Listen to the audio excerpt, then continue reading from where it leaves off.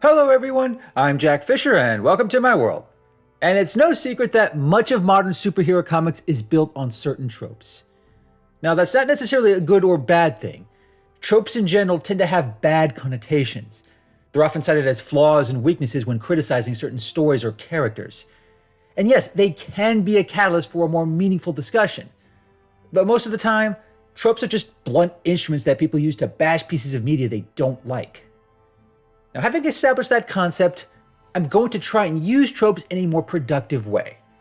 And I'm going to use them to talk about Spider-Man, an iconic superhero who tends to be at the mercy of more tropes than most. Now, I'm sure many fans can single out a few that they find relevant, and even a little infuriating. And a good deal of those revolve around his love life, his relationship with Mary Jane Watson, and how his guilt complex always seems to screw him over. But for this video, I'm not going to focus on those. Instead, I want to focus on a very particular trope surrounding Spider-Man that is a big part of his character, but just doesn't work anymore. And it has to do with money. Now it's true that a key aspect of Spider-Man involves him struggling with money. Being the consummate everyman of the Marvel Universe, he can't be rich, he can't be overly successful, and he can't not struggle with his living situation. Otherwise, he just wouldn't be relatable. As a result, Peter Parker has never had much in terms of a stable career. Aside from his recurring job as a photographer taking pictures of Spider-Man for J. Jonah Jameson, Peter has had a number of jobs in both the comics and the movies. He's been a pizza delivery boy, an intern, a teacher, and a researcher for Horizon Labs. And yes, there have been some cases in which he's been successful. At one point, he did have his own company and was a billionaire. But technically, that wasn't Peter's doing. That was all Otto Octavius, who switched his mind and body with Peter for a time. Trust me, it's a long, messy story.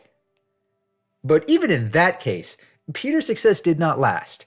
He eventually lost his company, just as he often loses whatever job he happens to have, sometimes for reasons beyond his control, sometimes because being Spider-Man just gets in the way too much. Eventually, he always ends up sleeping on his Aunt May's couch, low on money, unable to hold down a job, and too broke to afford his own place. Peter likes to jokingly label this as Parker luck, but from a trope perspective, it's not so much a joke as it is a contrivance. Because Spider-Man being broke is basically a 1-2 punch of the status quo is God trope, and the plot demanded this trope. Him being broke or financially unstable is a huge part of his narrative, and it's also a part of his core status quo. And no matter what happens with his personal life or his superhero life, as Spider-Man, he has to keep reverting back to a certain point. That often requires actions, decisions, and consequences entirely born because the plot demands it. Now, I could list plenty of examples of Spider-Man stories that only exist to render Peter broke, bankrupt, and homeless. But that won't do anything other than prove how intent Marvel's writers and editors are to maintain this sacred status quo. I can even make the case that early on in his career as Spider-Man, it made sense for Peter to be struggling financially. He wasn't born rich, his aunt and uncle are simple working-class people, and he got his powers as a teenager. We really shouldn't expect teenagers with superpowers to make smart, long-term decisions with respect to finance. But for Spider-Man as an adult, a man who has graduated college and has had time to develop his skills, both as a superhero and as a professional, there is just no narrative reason why he should be broke. I'll even go so far as to say that, within the status quo that exists during the making of this video, Spider-Man being broke just makes no sense. And clinging to this trope only undermines the deeper substance of his character. To make my case, just take a moment to contrast his career options early on and compare that with the options he has now. Because Marvel's mainline continuity operates on a sliding timescale, Peter doesn't age in real time. He may have first debuted in 1962, but for a typical issue of Amazing Spider-Man released in the year 2022, Peter is still in his 20s. Believe me, it's best not to think about it. But in the 1960s, a young Peter Parker being broke made a lot more sense. Opportunities for a young man trying to balance his professional life with his superhero life were a lot more limited. Taking pictures, especially the kind that few could get in the pre-smartphone days, was a legitimate gig. And while not as lucrative in later years, it was at least somewhat viable through the 90s. But aside from photographer, other careers could only go so far. Whether he wanted to be a researcher, a teacher, or even a journalist, Peter was still at the mercy of logistics. He always had to run off to be Spider-Man, unable to put in 40 hours at an office or dedicate the necessary time and energy to grow his career. But even in the pre-internet era, it's not like Peter didn't have options for a more stable financial situation. One of the most proffered recourses for Spider-Man's money woes involves him selling the formula to his iconic webbing. In nearly every medium, this webbing is touted for its remarkable strength and stickiness. It's strong enough to hold up parts of a building, and it's sticky enough to restrain even superpowered villains. Any substance with that kind of use would surely net Peter a great deal of money, right? Well, the comics actually tried to address this, albeit in a very shallow way. As early as Amazing Spider-Man Volume 1, Issue 18, Peter tried to sell his webbing to a lab to pay for his Aunt May's medical bills. But it was rejected because the webbing dissolved within an hour, and that was pretty much it. Never mind the fact that a powerful adhesive that dissolves within an hour still has uses. Never mind the fact that there are multiple companies in the Marvel Universe. Some good, some evil, but most entirely neutral. Any one of them could have seen some potential in this webbing and offered to buy it. But Spider-Man never seems to put that much effort into actually selling it legitimately. Even within some of these stories, he's given a chance to rework the formula, but he just doesn't.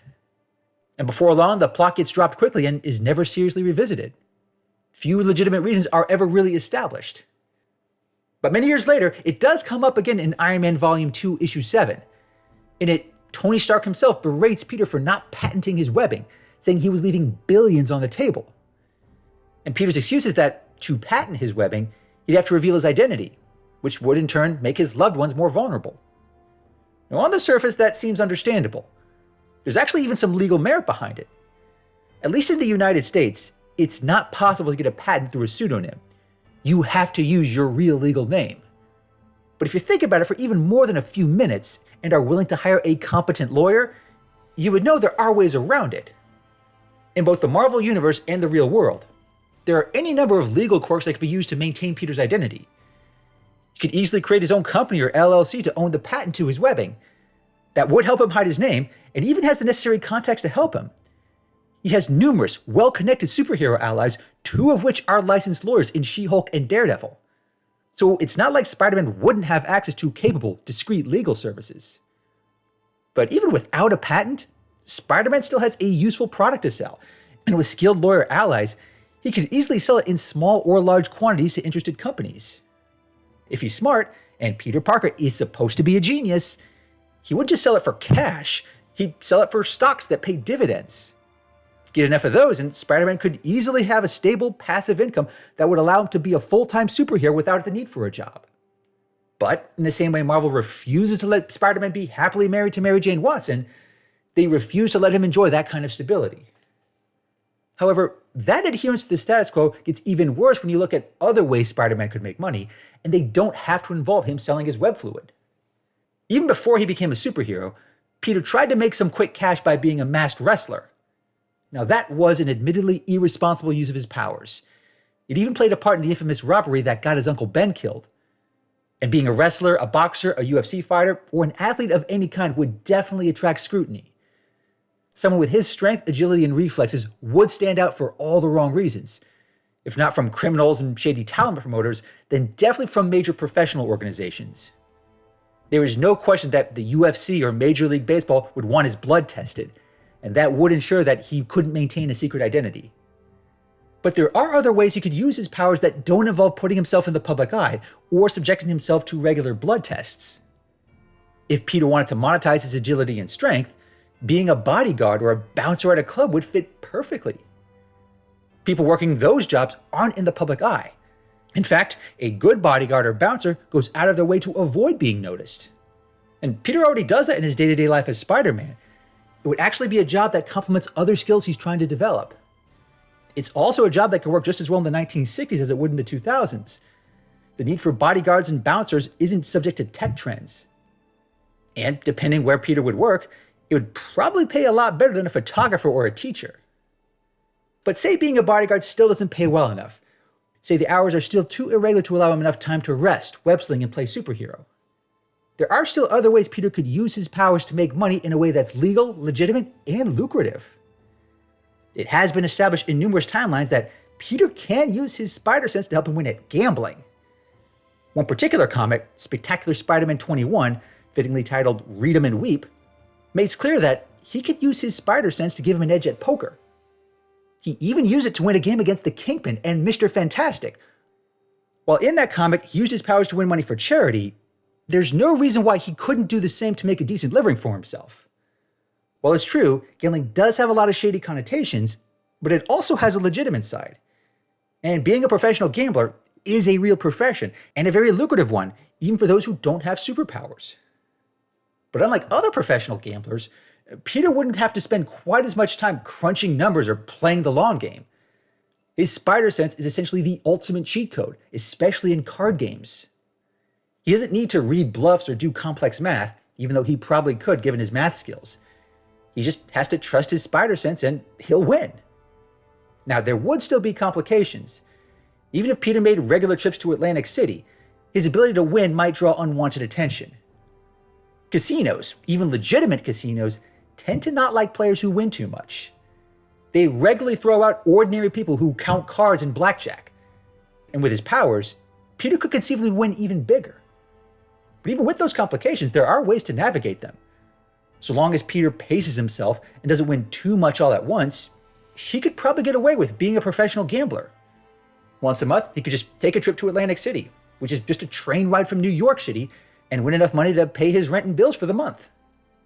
So long as he's responsible with his spider sense, you could definitely make enough to live on. That would in turn mean more time to be Spider-Man or a better boyfriend/husband. But say he deems gambling too risky, or just another irresponsible use of his powers on par with being a wrestler. There are still other ways Spider-Man can use his powers to make a legitimate living. One particular career that wasn't available when Spider-Man first debuted is that of professional gamer. Unlike gambling, this one doesn't have mob ties or pit bosses.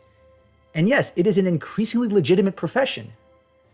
There are esports players out there who make well above 6 figures annually, and none of them have a spider sense. There are also tournaments, which people can play under pseudonyms like Ninja, in which they can make millions. For Spider-Man, this presents many options, because if he wanted to stay anonymous, he totally could. He can even wear his mask while Twitch streaming, showing off his skills while he plays difficult games impossibly well. He wouldn't even need to use his spider sense here. His superhuman reflexes could ensure he could excel at pretty much any game, be it Fortnite, Overwatch, League of Legends, Madden, or Super Smash Bros.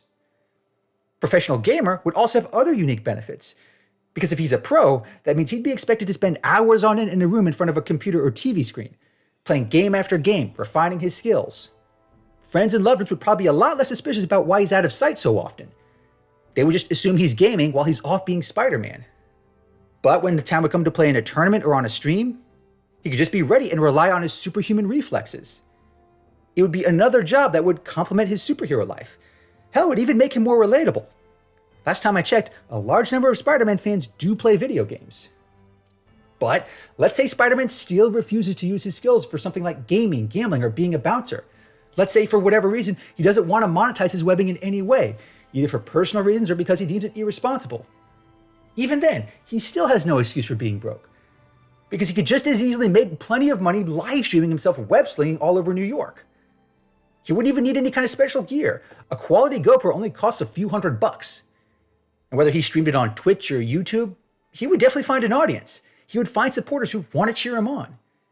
He would even have the added benefit of countering the J. Jonah Jamesons of the world, showing outright that he's a hero. He wants to help people. He wants to fight crime. And if he wanted, he could even sponsor some nonprofit organizations that would help people throughout the city, ensuring he does even more good. He wouldn't even have to run ads. He could just set up a Patreon and ask for donations. There are already YouTubers and Twitch streamers who make thousands of dollars every month from Patreon alone. Streaming his activities as Spider-Man would probably be a lot more engaging, while also offering something no other streamer can deliver. And if Peter wanted to make extra, he could even sell merchandise. Again, two fellow superheroes are licensed lawyers. This would not be difficult for him to set up. And therein lies the most frustrating part of this trope. Peter Parker is supposed to be smart. Going back to his earliest days, he was presented as this nerdy kid with a knack for numbers and science. Becoming a superhero didn't change that. And yet, despite his intellect, he never applies it in a way to make money a non-issue. He wouldn't even have to make himself rich. To be a capable Spider-Man, he just needs a good, stable income. There might not have been as many options in the 1960s, but there are way more options for someone like him in the 2000s. Options that don't rely on him having a boss, getting fired, or dealing with the likes of J. Jonah Jameson.